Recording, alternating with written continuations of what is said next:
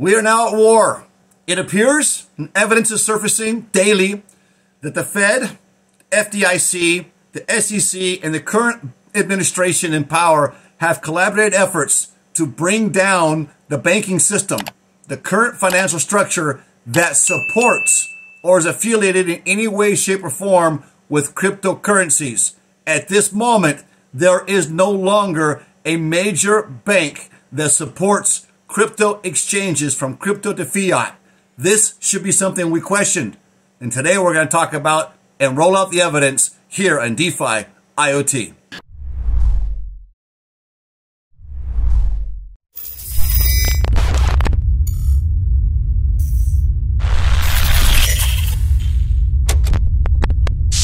So we've seen these banks collapse, but what do they have in common? Is there something in common? Or is it just something that has taken place due to inflation? First and foremost, we know the first bank to fall was Silvergate. Then came SVC, and others. We have what? Silvergate, SVC, Signature. We have Credit Suisse now in trouble too, as well as others. But the question needs to be, what do they have in common? Well, some invested in long-term government debt. They invested in America. Two others, especially Signature as well, they supported Silvergate. They supported a crypto platform that allowed people to exchange from crypto to fiat 24/7. In other words, on the typical banking, on the weekends, on holidays, so forth, the banks open 9 to 5 and close those days. These platforms allowed you to change from your cryptocurrency to a fiat currency, a dollar paper currency in your bank account 24/7. That is in direct competition. Now, listen to this. The timing is very suspicious.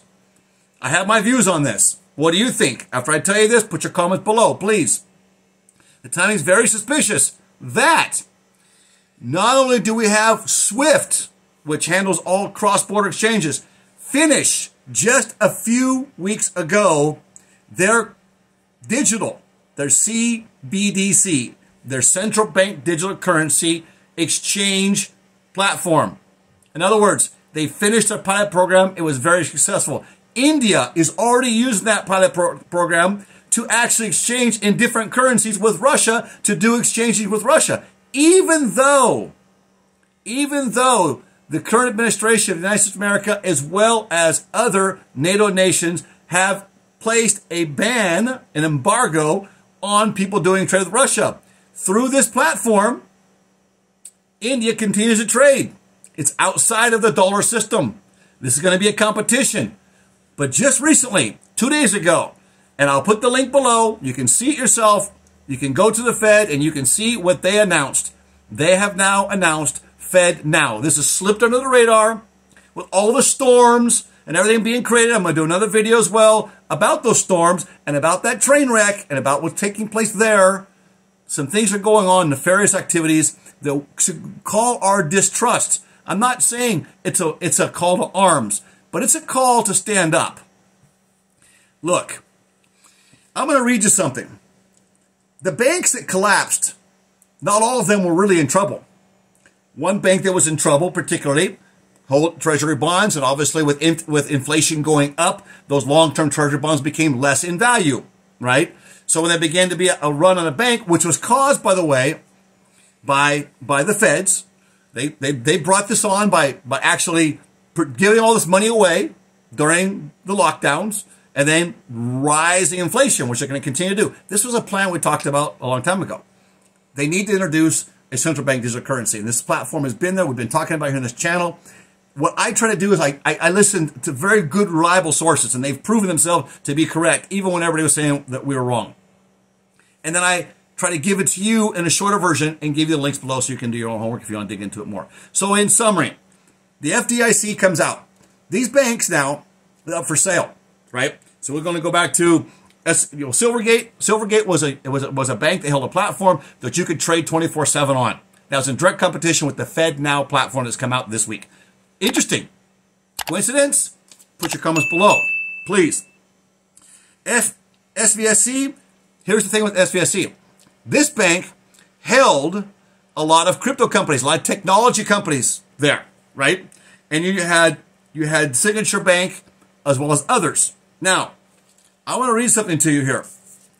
I saw yesterday, or this morning, I couldn't sleep. I was reading. I see that the FDIC in selling these banks has stated that buyers will have to eliminate all crypto-related technology companies from their bank accounts. The America wants to push crypto offshore.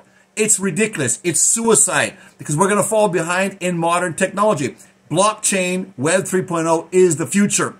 The government's going to go blockchain, but a centralized blockchain, not a decentralized. And mini crypto goes with blockchain hand in hand. This administration is saying, we're going to get rid of crypto, but we're going to keep blockchain. Well, they wanted blockchain they can control, like State of California is introducing now. Let's read this article. I don't want to take this video too long. FDIC comes out, Reuters reports just yesterday that, hey, the FDIC is saying anybody who buys these banks, you have to eliminate all crypto companies. The FDIC comes out and says, let's read this. Federal Deposit Insurance Corporation, FDIC, has denied a report that prospective purchasers of Signature Bank, which also held another platform where you could buy 24/7. So the two main banks that held these platforms where you could buy 24/7 on your crypto have now disappeared. Those are gone. Now there's hope that in England, another bank has stood up and said, we're going to put the platform back up again. Somebody will someplace.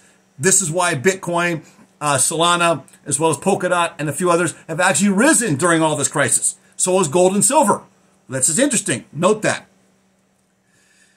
So, the Federal Deposit Insurance Corporation denied reports that prospective purchasers of Signature Bank would have to stop doing business with crypto or crypto companies. The FDIC reported at a Reuters report citing two anonymous sources that claimed that the buyers of Signature Bank would have to agree to give up all crypto business at the bank. Following publication, a spokesperson for FDIC told news service that it would not require divestment of crypto activities as part of any sale.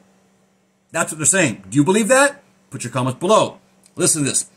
Pointing to previous comments that Chairman Martin Gruenberg of the FDIC is not looking to prohibit any particular activity by banks. Now, they're not going to prohibit it, but they're going to pressure and coerce, is my feelings. And this is what's happening. There's more evidence out there as well, if you do your homework. Initial reports that the FDIC was forcing the Signature Bank buyers to abandon crypto activities appeared to confirm suspicious that regulators targeted the banks because it did business with the crypto industry, sparking furious response from the community. Now look, now watch this. And this is a person that we should listen to. Earlier this week, Barney Frank, now listen to this, an ex-congressman who helped pin the Dodd-Frank Act, which is, the Dodd-Frank Act is actually what's taking down some of these banks right now. If you want to get into that, that's another video.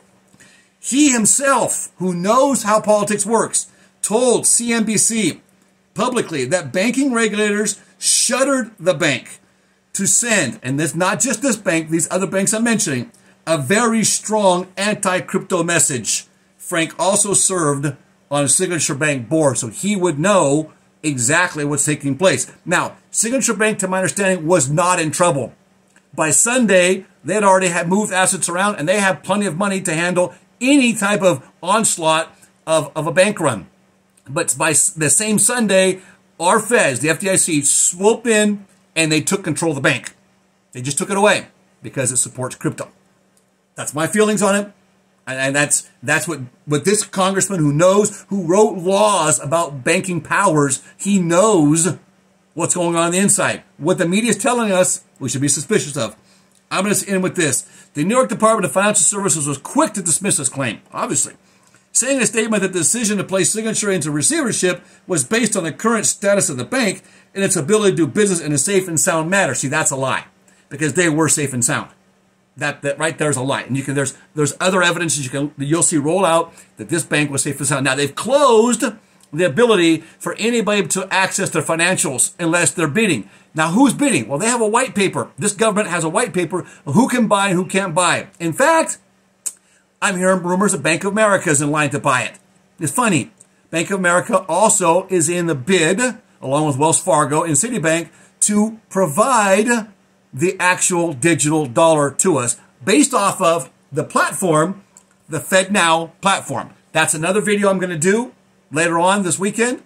So please subscribe to this channel, hit your subscription, hit the bell so you don't miss out. I'm explaining to you what was rolled out 2 days ago. It will start as soon as April, and then July be implemented. It's on a voluntary basis for now, but it will then progressively grow to us. Digital money, not paper anymore. We will lose control completely to the central bank of the United States of America. They will decide what we can and cannot purchase and what we can and cannot do. DeFi, IoT. Get you hold of your congressman. What do you think, guys? Gals? What do you think? Am I putting too much into this? Or is there a collaborative effort to take away our freedoms, starting with our free financial market here in America? See you in the next video.